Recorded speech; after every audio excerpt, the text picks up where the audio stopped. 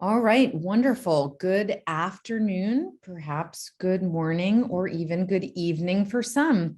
And welcome to this edition of PON Live. My name is Nicole Bryant, and I am the Managing Director of the Program on Negotiation at Harvard Law School. And for nearly 40 years now, the Program on Negotiation has led the world in research, curriculum development, and executive education training related to the fields of negotiation, mediation, and conflict resolution. And amongst the many ways that PON supports this field is through our sponsorship of next generation scholars and practitioners.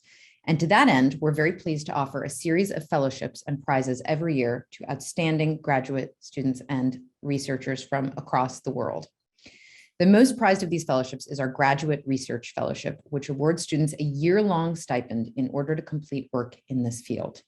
Over the years, PON has sponsored hundreds of graduate students in this manner, and many have gone on to successful careers in academia, diplomacy, and the corporate world. And indeed, we have amongst our PON faculty and executive committee members, several former PON fellows. And if you've tuned into some of our more recent PON live events over the past couple of weeks, you will have also seen former fellows who've gone on to have successful careers elsewhere. I'm thinking of the recent events that we did with Anthony Wani St. John at American University or Dolly Chugh at NYU Stern. Today, we're pleased to present the work of two of this year's fellows, Brenda Dvoskin and Benjamin Naimark-Rowse, as they near the conclusion of their respective fellowships. Brenda and Ben are with us on screen, and we're delighted to have them. They will each be presenting for about 20 minutes, followed by time for question and answers. So we're going to get started with Brenda. Brenda Dvoskin is an SJD candidate right here at Harvard Law School, and she is an affiliate with the Berkman Klein Center for Internet and Society at Harvard University. She's going to be presenting her research today on representation without elections, civil society participation as a remedy for the democratic deficits of online speech governance. We're really delighted to have her. And Brenda, I will now give you the Zoom floor. Thank you. Thank you all for being here. Thank you, Nicole, for the introduction. And thanks to PON for supporting my research, and to Diane, especially for being so wonderfully supportive during these pandemic years. Let's see if the Zoom gods are with us today. Okay, hopefully you're all seeing my screen. I'm going to talk today about civil society participation in content governance.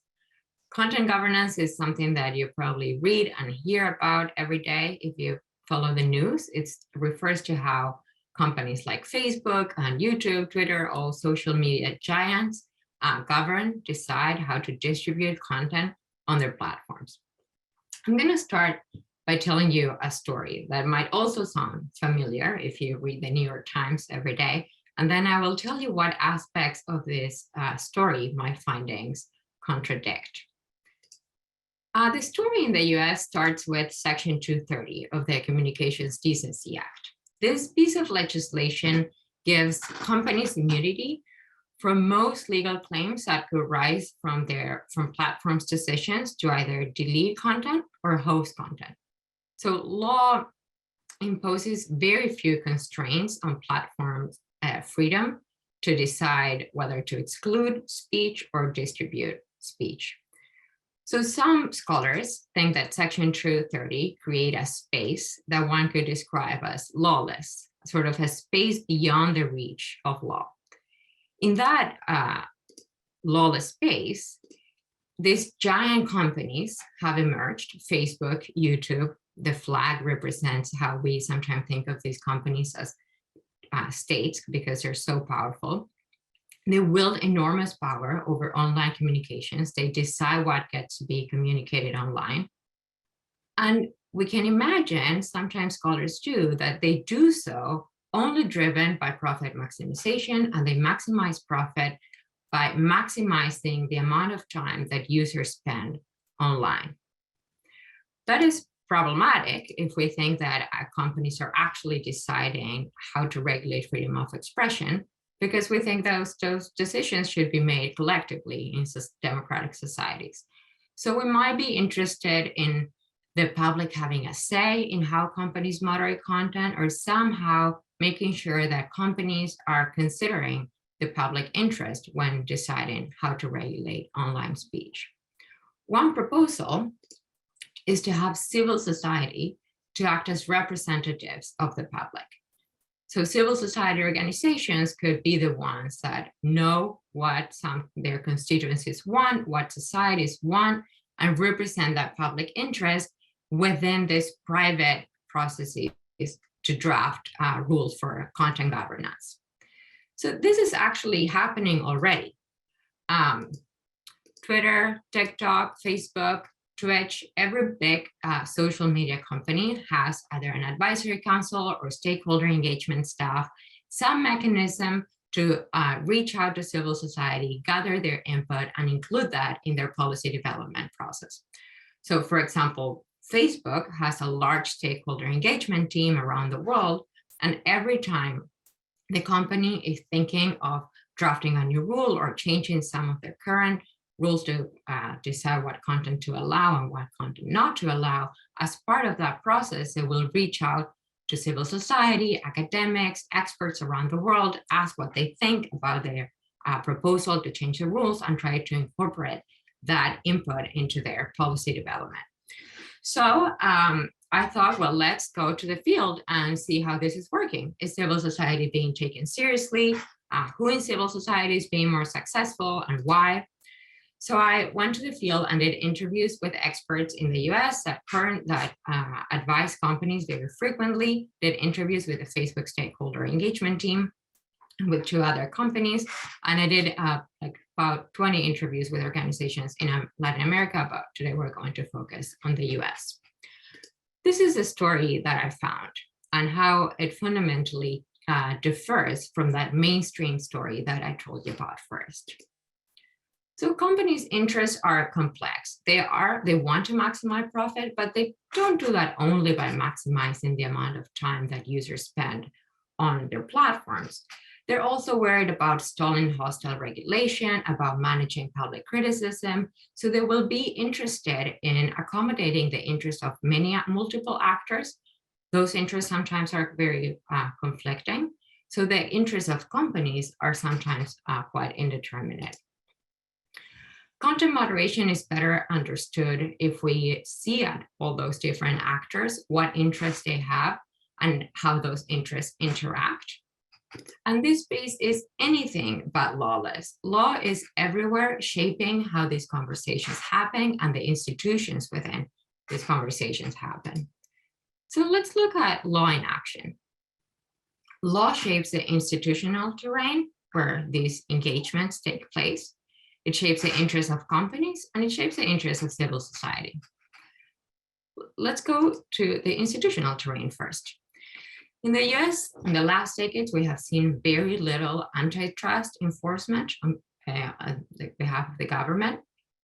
But law not only has not broken up bigness, it has encouraged bigness. US law gives very little protection to users' data, which makes it very cheap and easy for companies to extract and appropriate that data. And then it gives very high protection to intellectual property and all that data that companies accumulate. This is important because understanding why these companies are so big is essential to understand the dynamics of these conversations. Only civil society can only engage with so many few companies, and civil society is only interested in engaging with a company that has a lot of influence over online communications. So this bigness is a prerequisite for these conversations to take place. Also, the interest of the companies. Companies have a very important interest in protecting that super beneficial legal environment that in which they have thrived so much. So they will be interested in managing the public criticism and the interests of governments and civil society that could threaten that legal environment. So we can see content moderation as something that is not as essential to companies' business model as privacy law or antitrust law.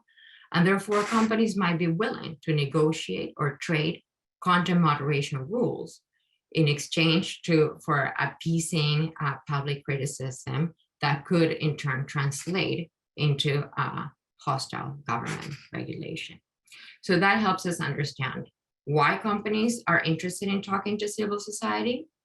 And also we should expect companies to be more receptive to civil society when civil society is clear about what they want, organized, loud, can reach the media, can reach the public, and can create a risk for these companies. And finally, the interest of civil society. How does law shape the interests of civil society? Well, civil society is not uniform.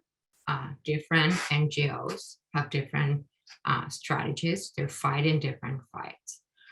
I organize them, I classify them into ideal types: speech regulationists and speech protectionists. Speech regulationists believe, in a nutshell, that a healthy speech environment requires very strict regulations on speech that is maybe legal, especially in the United States, but very harmful, like hate speech, racist speech, racial slurs, people in blackface.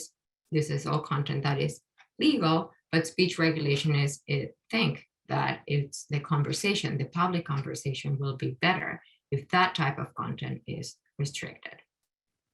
On the other hand, speech protectionists might agree that that content is indeed racist, ugly, awful, but they do not think that for banning that kind of speech is the best response or the most effective way of addressing those harms. So how have they been playing in this game of content moderation and what their lobbying strategy has been? The starting point is the same for all groups. The First Amendment offers very robust protections for freedom of expression, but it only applies to state actors. It does not apply to non-state actors like these companies. So it gives very robust protections for speech if the interference is coming from the state. For example, it doesn't allow the government to regulate blackface, but it doesn't say anything about whether these companies should or should not allow blackface. So speech regulationists have strategized around this division between state and non-state actors and have asked companies to stay away from the First Amendment, to be responsible for the product that they're putting out in the market, address the harms that these products can create, and do not allow this kind of harmful speech. Forget about the First Amendment, that does not apply to you. This is what they would say to the company.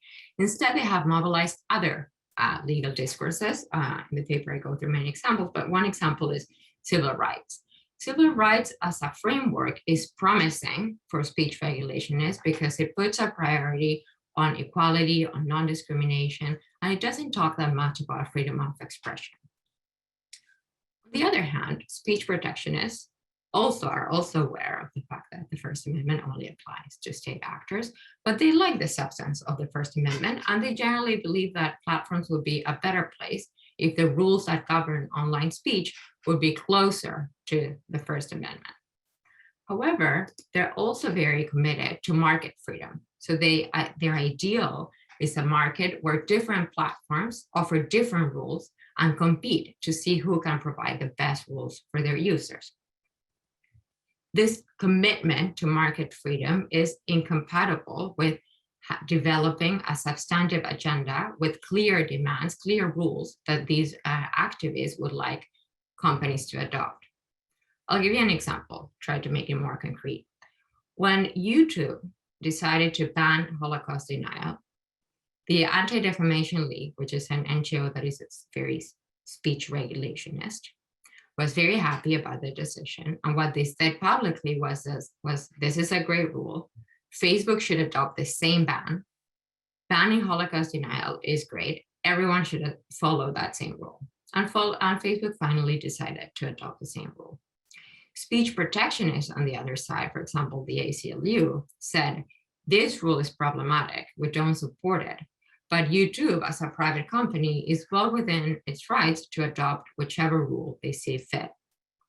So you see how this dual commitment to freedom of expression and market freedom is not very effective to counter the clear demands from speech regulationists. And in fact, the evolution of content moderation over the years has increasingly aligned with the preferences of speech regulationists. Now, in recent years, these dynamics have started to change. This is my favorite part of this work. Speech protectionists recently discovered international human rights law, which can, as a framework that they can use to guide content moderation. International human rights law in the substance is very similar to the First Amendment on many important aspects. For example, to continue with the Holocaust denial example, there's a very famous opinion by the Human Rights Committee that says that prohibitions on Holocaust denial are in principle incompatible with international law. However, unlike the First Amendment that has this very clear separation between state and non-state actors, international human rights law includes an instrument, the UN Guiding Principles on Business and Human Rights, that set the expectation that companies will also follow human rights. So speech protectionists are taking that element of that international law has this instrument that asks companies to follow human rights, and they've been starting to ask companies to adopt international human rights law, which reflects their normative preferences, because international human rights law they imagine can apply to private companies, even though the substance of the demand is very similar to the First Amendment. What is interesting here is that these conversations are not happening before courts. Law is in no way binding. It doesn't have any kind of special authority, but the availability of legal texts, of legal frameworks, has some kind sort of shrunk or expanded in the case of human rights. This activist imagination of what is normatively possible and what they can ask from companies, even when there's no one enforcing the law. It's just legal text shaping the imagination of their lobbying agendas.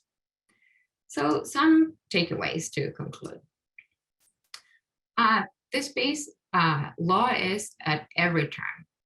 It shapes the institutions, the actors' interests, their imagination, how these interests interact. Law is an essential piece to understand how these conversations take place. Interests don't pre-exist the law always. We're used to thinking, if I'm an attorney and I have a client, or I'm an activist, or whoever, I have an idea of what I want, and I will cherry pick the legal framework that best support my preference. But that is not always the case. Sometimes the reverse is also possible, that whatever is available in legal text already can shape what people imagine that they can ask for. That's the case of speech protectionists. And finally, these companies are super powerful, but we can only look at companies to understand the evolution of content moderation. And understanding these dynamics with different actors, it could be governments, it could be advertisers, in this case it's with civil society, gives us a much more complete understanding of why content moderation has evolved the way it has, in particular towards increasingly stricter rules on speech. Thank you. I look forward to your questions now, or if you have comments after the talk. I'm always excited to talk about these things. Thanks. Wonderful. Thank you so much, Brenda. And we really appreciate you taking the time to share your research with us. To all of the participants today, please don't forget to ask your questions in the Q&A function at the bottom of the Zoom. I'm going to start with a question of mine. You know, Brenda, you spoke about human rights law as a framework that can be thought about to guide. And you said that this was a sort of a recent discovery on the part of groups. Can you talk about how that evolution came about a little bit?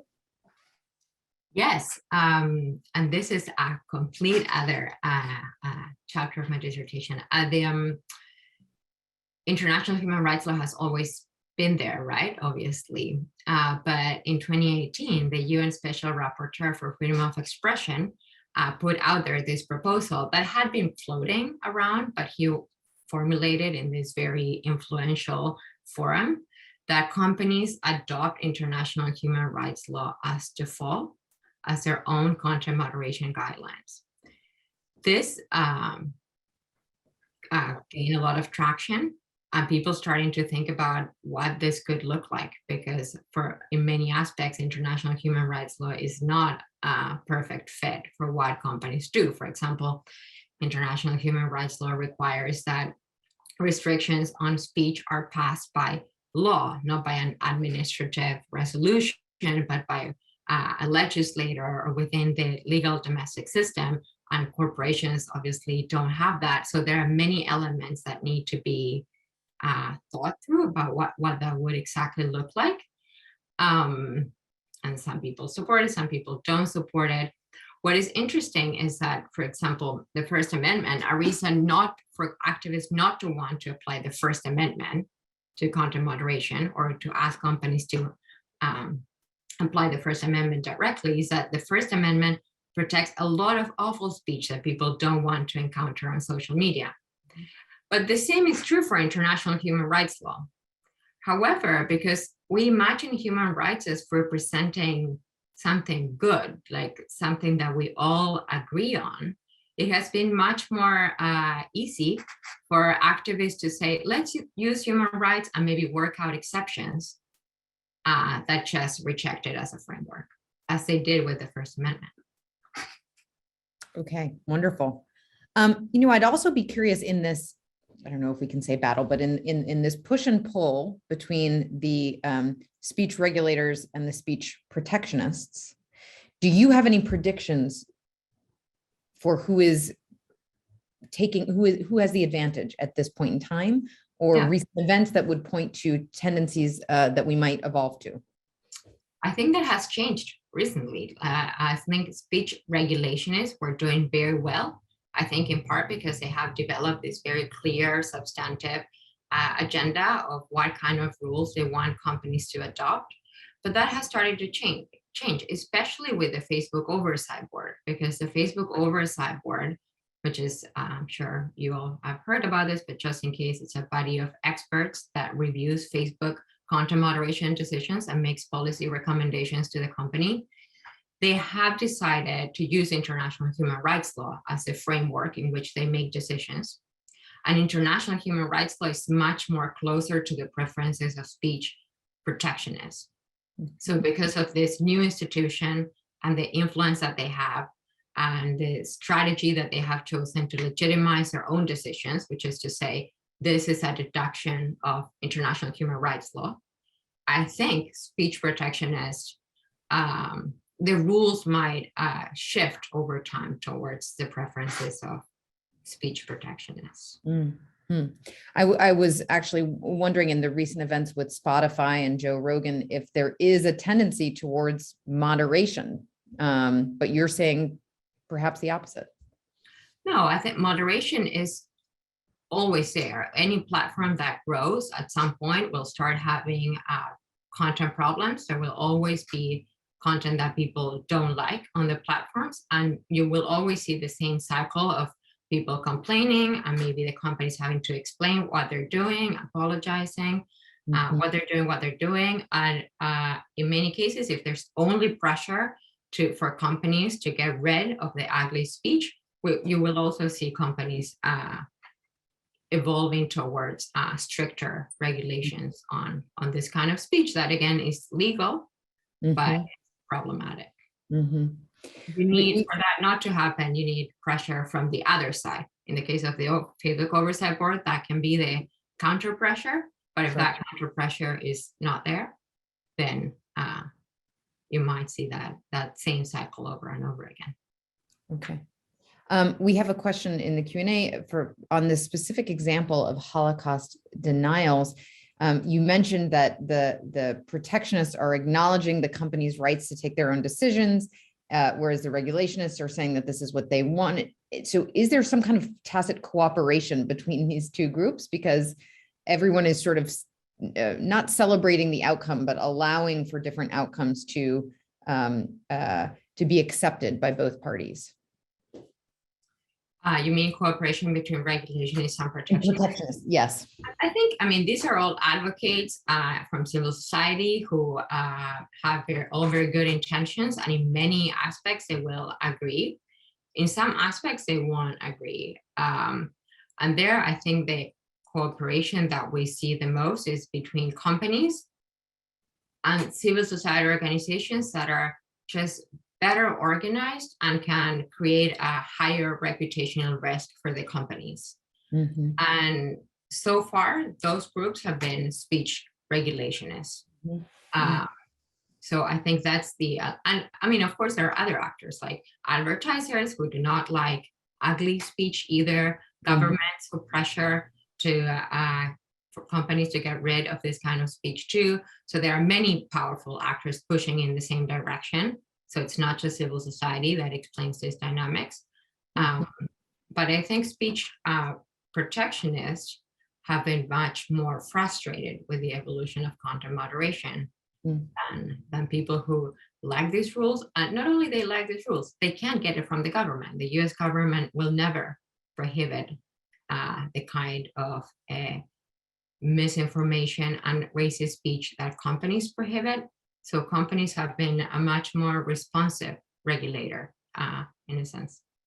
Well, that perfectly dovetails with the question that we have from Greg in the chat, which is what should governments be doing to control, if anything, to control the flow of content in, open versus closed societies? And you seem to be indicating that the private sector is much more amenable to taking these decisions than at least the US government. Yeah, I think what makes this conversation relevant is precisely how limited the government is in what they can do about these problems. A lot of the content that is problematic on social media is legal. Mm-hmm. I personally think it's good that it's legal. Mm-hmm. But social media is different, or large segments of the public expect content on social media to be regulated differently than content is regulated offline. Mm-hmm. And therefore, if it's legal, there's not much for the governments to do. And that's why we're looking at these private mechanisms for governance. And that's why these mechanisms are so relevant, precisely because of how out of the picture governments tend to be. That's not always the case. That's the case in the US. You see a lot of different approaches in different jurisdictions. Wondering if, in your dissertation, you're talking about, so you speak about the legality of some of these controversial opinions, but do you speak at all about the consequences of this? So for example, Holocaust denial does have tangible consequences, and are we factoring that in, and have you done so in your research? Not really. That's kind of a more empirical research on the consequences of online speech that is hard to do because it's hard to access data. It's not the kind of empirical research that I do. It's also very disputed. Platforms are always sort of the first culprit in these conversations. So if people are mad about vaccine hesitancy or about terrorism, they will look first at platform. They're a very visible actor. They're very responsive to public criticism, so they're an easy target. But they're a sort of a symptom more than the root of the problems. Maybe another way of answering the question is that it is common in these debates to ask how law should regulate technology. So we see technology as evolving and law trying to catch up. So that's one kind of question that we can ask. I am more interested in asking how law is already shaping the evolution of technology, how law is creating the institutions, the shaping people's interests that determine the direction that technology evolves in. So it's kind of a law before technology kind of project. Of course, coming from the legal perspective. Well, Brenda, thank you so much. We are at time for your presentation. I really appreciate it. And what an exciting thing it is for, when we typically have these kinds of presentations at the conclusion of fellowships, we have maybe 30 folks on campus in Cambridge. You now have an audience of 200 today. And that is a very wonderful outcome of this new virtual space. So we really appreciate you taking the time to share with all of us what you've been working on. And we wish you all the best for your continuance in finalizing your work. Thank you so much. We're going to turn now to our second speaker and to our second topic, with my apologies to all the questions we were unable to ask. But given the time that we have today, I do want to be fair to our second presenter. So we will turn now to Benjamin Naimark-Rowse. Let's make sure, Ben, that you are still with us. Great, wonderful. All right, Ben, so we'll invite you to put your camera back on as we get started. Thank you so much.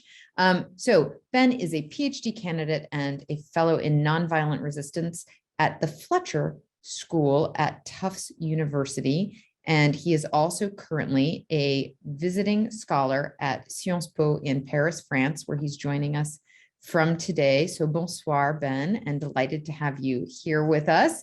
Ben is going to be presenting his research, Bridging Relationships in Pro-Democracy Social Movements. And Ben, the floor is now yours. There we go. So thank you, Nicole and Diane and James and all of your colleagues for organizing today.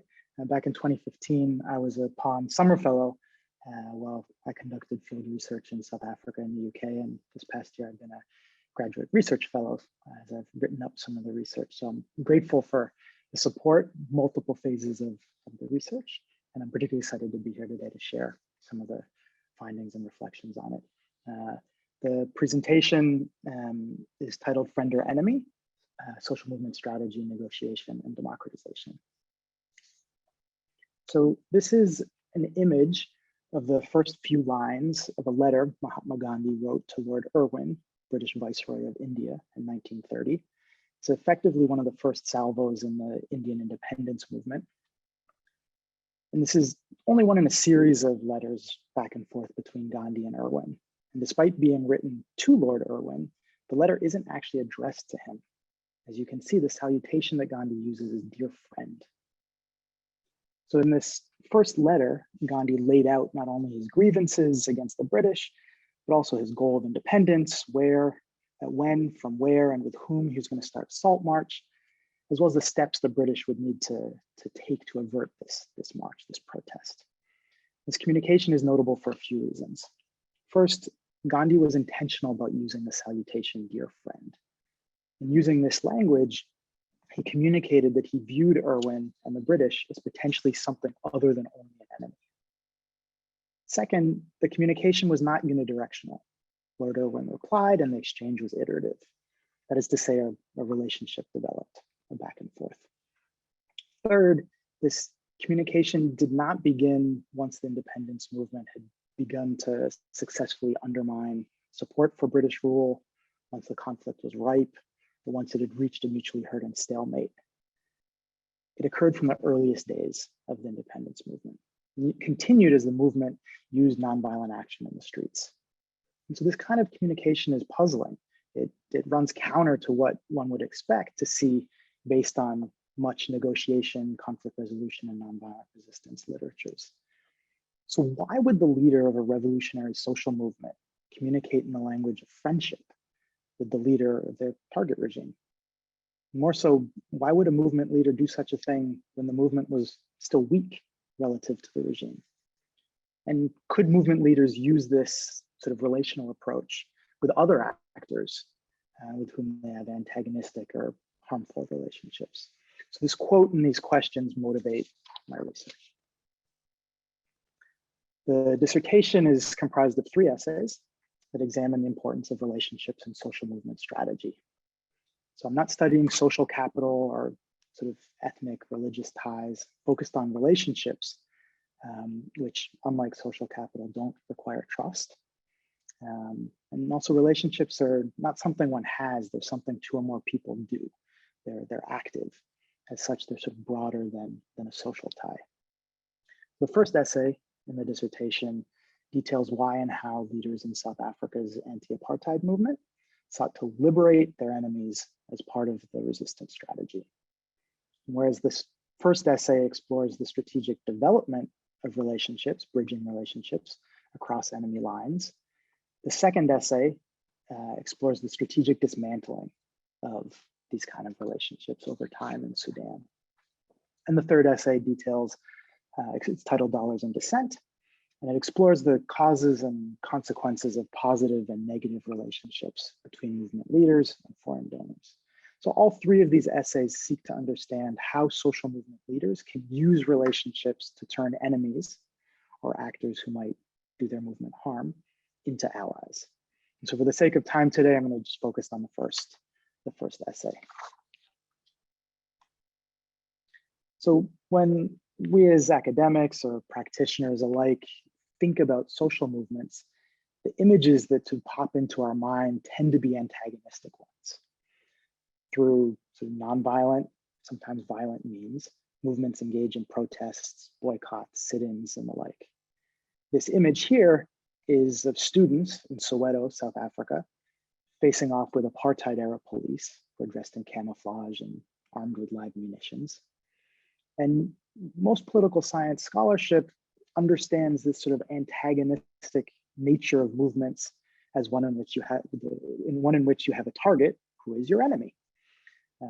Through organizing and mobilizing, a movement can coerce the enemy, can undermine it, can weaken the pillars of support for the enemy, and impose increasing costs on them for maintaining the status quo.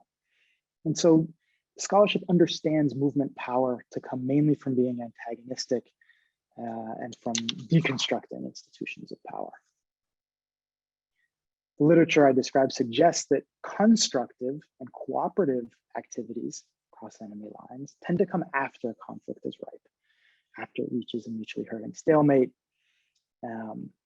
like in this photo of African National Congress leader Nelson Mandela shaking hands with the apartheid regime's last head of state, F.W. de Klerk, at the end of apartheid.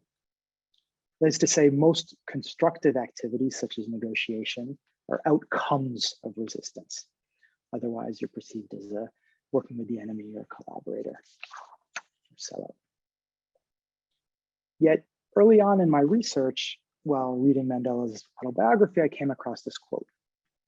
It was during those long and lonely years in prison that my hunger for the freedom of my people became a hunger for the freedom of all people, Black and white. I knew as well as I knew anything that the oppressor must be liberated just as surely as the oppressed. A man who takes another man's freedom is a prisoner of hatred. He's locked behind the bars of prejudice and narrow-mindedness. Mandela went on to describe leaders of the apartheid regime as being prisoners of their own propaganda. It is difficult to negotiate with those who do not share the same frame of reference. So this Mandela quote, in a sense, mirrors the Gandhi quote in many ways. Gandhi referred to the enemy as a friend. Mandela, who's a political prisoner for many years, referred to the oppressor also as being a prisoner. And both leaders refer to reaching across enemy lines to engage leaders of the target regime. And both wrote from a sort of strategic perspective about engaging in constructive ways early on in their movements while they were relatively weak compared to the target regime. So these constructive activities of resistance seem to fly in the face of theory, and it's led me to this research question of why did leaders of South Africa's anti-apartheid movement seek to liberate their enemies as part of their resistance strategy? So this research builds theory inductively through process tracing, interviews, as well as documents from 10 archives in the UK and South Africa. So what are some of the things that I found?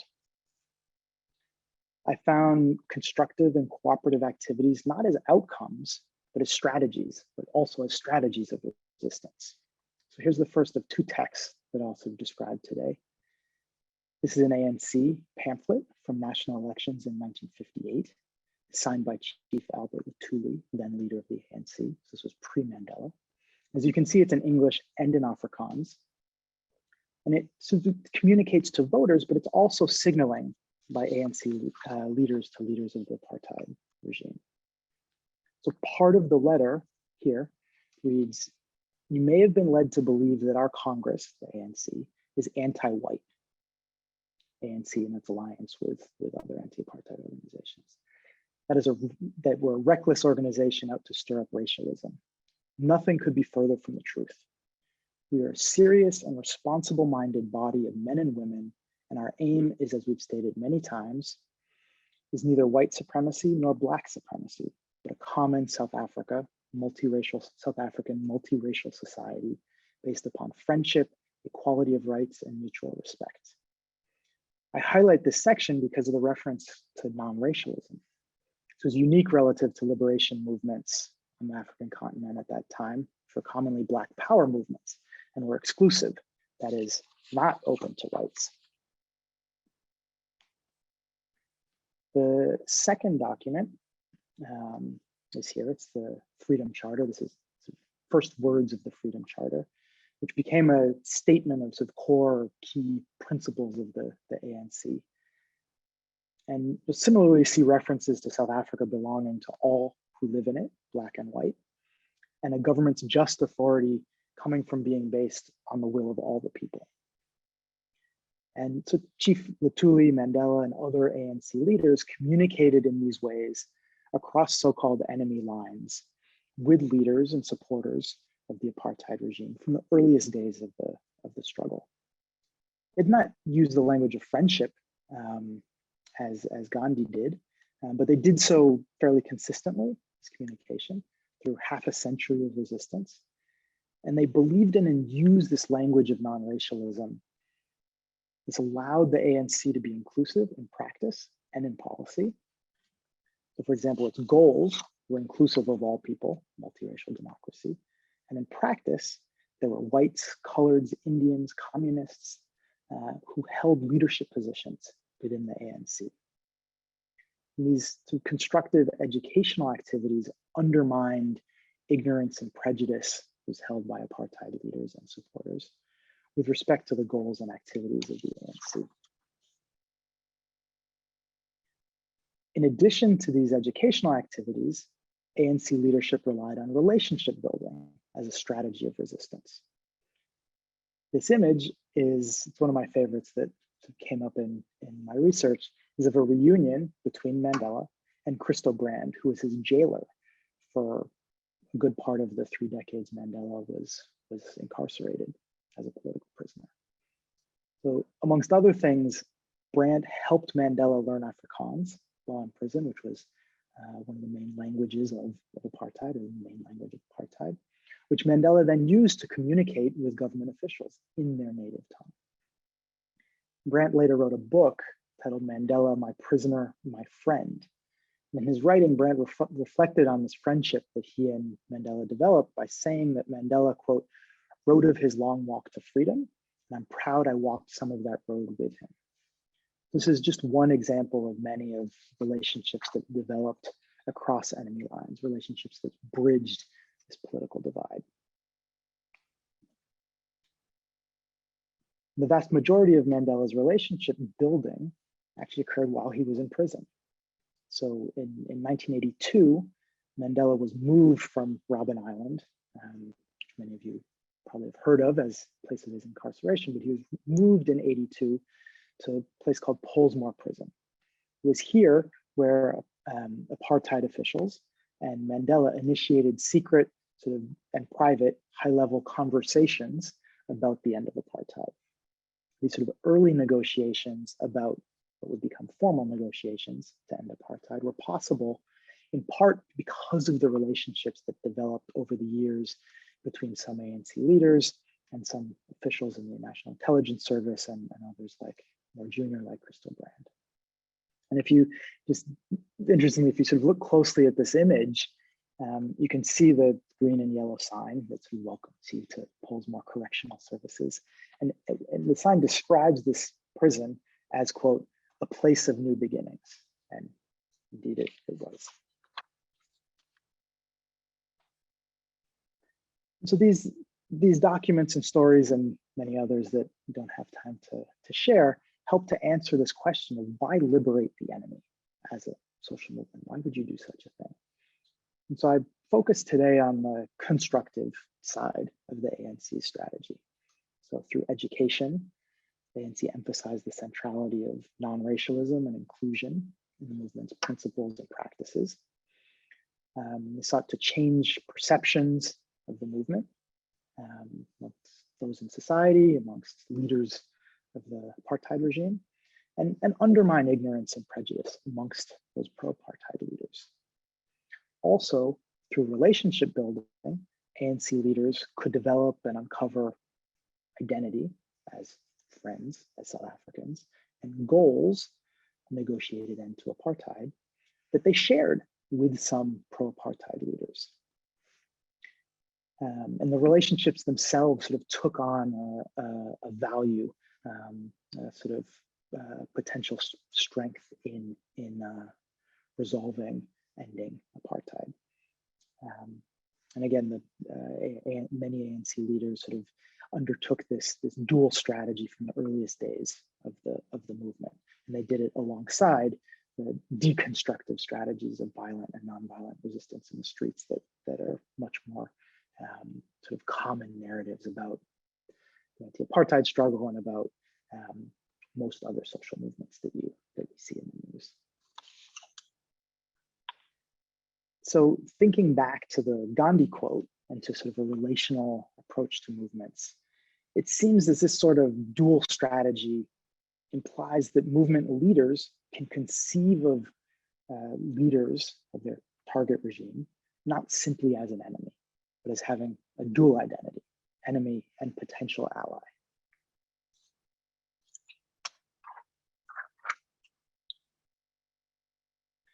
So what might this sort of understanding of the anti-apartheid struggle and a sort of movement strategy mean for scholarship and for practice? So first, in an era of political polarization that we live in the US and elsewhere, it's important to highlight not only how social movements deconstruct political institutions by organizing, mobilizing to undermine governments and sort of reject outsiders, as sort of we see in a lot of discourse in the US, or as we sort of see in Canada today, but also how movements construct relationships and build the foundation for participation in institutional politics, in negotiations, in governance, and such. Second, through relationships across quote unquote enemy lines, friendships and shared identity as South Africans, in this case, developed and activated what we sort of political science call cross-cutting cleavages. So these are sort of, this helped to avoid hardening of differences between the two sides. So you have a friendship or an identity that develops that's actually shared by the opposing sides, and it helps to sort of soften the other differences in interest and position that the two or more sides have. And third, this research suggests that sort of as scholars, as political scientists, we ought to take constructive programming seriously, and not just as an outcome of resistance, but as a strategy of resistance, and see what the implications of that have for how we understand violence, when repression might happen, how we understand resolving differences between a movement and a regime, how we understand sort of the arc of a movement, and such. And so I'll stop there so we have some time for questions. Thank you, and I look forward to your feedback, your criticisms, and our discussion. Wonderful. Thank you so much, Ben, and everyone. Once again, you know how it works now. Please enter your questions for Ben in the Q&A. Well, our first question comes from someone who's bridging the conversation between our two presentations. Andrew asking, how do you see the notion of liberating the enemy applying to the context of speech regulationists versus protectionists? So I know that's not your particular field, Ben, but I let you take a gander at how we could merge those two discussions. Sure. No, thanks for that, Andrew. I in a past life worked for a foundation that that focused on rights-based legal reform. So I have some visibility, although it was years ago, on this type of dynamic. And if I sort of remember right, and Brenda will probably say sort of bastardizing this view, is that for folks who for the protectionists who say this sort of hate speech is protected by law, I think the sort of second piece of that argument would be it's protected, but civil society, schools, parents, communities, centers, churches, and such, it's their role to teach people norms and practices and ideals that might be based on human rights. So we allow people to speak what they feel, what they think, as long as it's not an immediate call to violence. And that doesn't mean we shouldn't try to engage them and educate them. That, for example, Holocaust denialism is harmful, either through facts or data or through personal relationships and conversations and such. So the sort of speech protectionism is not mutually exclusive to an educational side that might be a sort of a softer way of encouraging people to give up hateful or factually incorrect or harmful positions. Mm-hmm. In the implications, Ben, that you talked about of your research, are there lessons that we as everyday citizens, right? And I mean, there's this that spans a wide range of folks on this chat, but also countries, et cetera, can be more mindful or more active in helping to bridge the kind of gaps that we see in increasingly what we often think of as an increasingly polarized society. I'm thinking of the US specifically, but obviously there are other places where that is going on. Sure. So one distinction that I think regular citizens that we can make is between what you might call the sort of intellectual authors of hate. So if we're thinking about the US context and Islamophobia and positions against refugees and such, sort of some of the sort of Stephen Miller, Steve Bannon types. So distinguish between people who might be the leaders and those who might be the sort of followers, or the ones who, as Mandela described, people who are sort of prisoners of hate, prisoners of bias, who might, for all sorts of reasons, their own fear, their own economic insecurity, or their own harm that's happened to them in their lives. There are all sorts of reasons why they may be inclined to sort of believe in or follow or act on some of these more harmful positions and ideas. So if we distinguish between the sort of purveyors, they may not ever change their beliefs for all sorts of reasons. But the folks who listen to them, who follow them, who act on those beliefs, they may have 5 years ago done something very different. They may be acting not out of sort of ideology, but out of fear or out of other reasons. So we can think about family members or friends who went to Thanksgiving with and said, "Oh my God, I don't know how I'm going to have a conversation with these folks." And so sort of, as Mandela was in prison for decades and he built these relationships, and so that's a call to sort of maybe take some time and to think and look below the sort of knee-jerk hate and stuff that friends and colleagues and family members might be spewing, and should try to understand what's beneath that. And then to even maintain, if we feel safe, those of us with privilege, to continue those relationships and learn and educate and see where that goes. We may be surprised. Mandela, whether or not he was surprised at what happened or not, I think many would argue it is surprising what he and other leaders were able to achieve. Absolutely. Absolutely. That photo, very telling with his jailer after, 3 decades of imprisonment. We have a question from Sydney about how, how has your research indicated that these relationship building should start? So is it on the part of the dominant or minority party?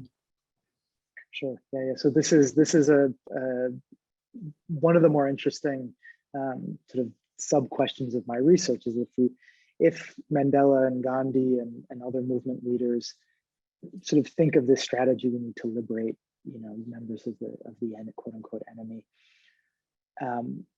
But as I said, it's a relationship. It's back and forth. So why on earth would Lord Irwin write to Gandhi back and forth? Why on earth would leaders of the intelligence service and leaders of the apartheid regime? Mandela's in prison. Why do they have to negotiate with him? Why do they have to talk with him? Why do they have to befriend him? Right? It's this really fascinating piece of the research. And so I think often we would see that it is sort of the minority party or those outside of power who are in a movement who say, look, we've got to try whatever we can. And often we hear about sort of from more historically excluded communities in the US, why is it always on us to teach and to change the minds of those who are oppressing us, right? Why is it always on us? That's the burden that we carry. In addition to the oppression, to the marginalization, we now have to educate, we now have to teach you to sort of overcome. And so often I think it's on from the sort of marginalized or historically excluded side that sort of this kind of educational activities or relationship building is initiated. But from the sort of dominant side or the regime side or those in power, I think sometimes it's a curiosity. Sometimes it's a feeling like, what harm could this do? Sometimes it's to sort of gather intelligence or to think that you can sort of break the prisoner or the leader. And sometimes, as in the case of some of the apartheid officials, they saw that their rule was weak. They saw that there were sanctions from the US. They saw that the Cold War was ending. They saw that it was untenable to apartheid was likely untenable in the next years. So certainly not all apartheid leaders, but some did. And so they saw this as an out, as a way to transition from the system that had existed for decades to something different. Whether they thought it was multiracial democracy, maybe not, but they saw that they had some interest in engaging to potentially shift the system that they've been living in and feeling. Yeah. Okay. Wonderful. Wow. Well, Ben, in addition to the questions you've gotten, you're getting a lot of praise in the chat. So I want to thank you. I'm going to leave just 2 minutes for announcements at the end, but thank you so much for your insightful presentation, for having been with PON through, as you pointed out, multiple fellowships. And we so appreciate that. And good luck to you in the continuation, and the finalization. There were 2 words there of your research. And thank you for your informative discussion today. Everyone, we're so delighted that you have joined us. We so love having this audience with us for all of our PON live events. I will say, as we're talking about fellowships, it's great to know that the graduate research fellowships for the next academic year, the deadline is today. So, it would be very difficult for folks to pull together a dossier in just the 12 hours that are remaining to do that. But please do let any potential fellows that you know about our summer fellowship. The deadline is in a couple of weeks. That might be a more appropriate time to prepare. We look forward to reviewing all of our applications and to welcoming a new group of fellows starting in September. I will just note a couple of upcoming events from PON. Live on Friday, February 11th, we have former Harvard Law School Dean Martha Minow and Harvard Law School professor and PON Executive Committee member Gabriella Bloom talking this Friday. We have, as ever, virtual one-day programs coming this spring, and our intensives, both virtual and in person, starting back in May, right here in Cambridge, Massachusetts. Thank you to everyone. We really appreciate. Best of luck to all of our fellows going forward, and we wish you a very pleasant rest of your day. Thank you. And thanks to Diane Long and James Kerwin and the rest of the PON staff for their organization of this event and all the others. Take care and see you soon.